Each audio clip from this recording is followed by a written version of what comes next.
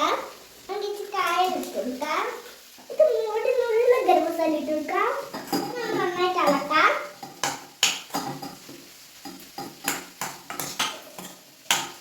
നമുക്കൊന്ന് കോവയ്ക്കൊന്ന് പിടിക്കുന്നിടം വരെ മസാലയെല്ലാം പിടിക്കുന്നിടം വരെ ഒന്ന് ഫ്രൈ ഇളക്കി കൊടുക്കാം.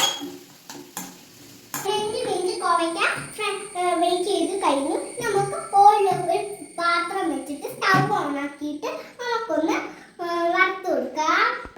നമുക്ക് ഓയിൽ വെച്ചെടുക്കാം. അപ്പോൾ ഓയിൽ ഒന്ന് ചൂടായതിനു ശേഷം നമുക്കൊന്ന് കോവയ്ക്കിട്ടെടുക്കാം. ഒരു കോവയ്ക്കിട്ട് ബാക്കി ഫുള്ള് കോവയ്ക്ക് നമുക്ക് ഇട്ടെടുക്കാം. നമ്മൾ കോവയ്ക്കെല്ലാം അതിനകത്തിട്ട് നമുക്കിനി കറിവേപ്പില ഇട്ടിട്ട് വീഡിയോ ഫ്രെയിമിൽ വെച്ച് കൊടുക്കാം. സൈഡ് മൂക്കുമ്പോൾ നമുക്ക് തിരിച്ചിട്ട് കൊടുക്കാം.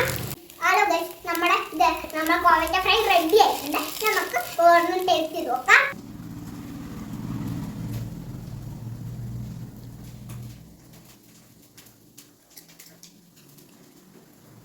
ഗൈസ് പൊളി, ഗൈസ് ഒന്നും പറയണ്ട, ഗൈസ് ഒന്നും പറയണ്ട, പൊളി പൊളി ഒന്നും പറയണ്ട, പൊളി എന്ന് പറഞ്ഞാൽ പൊളി.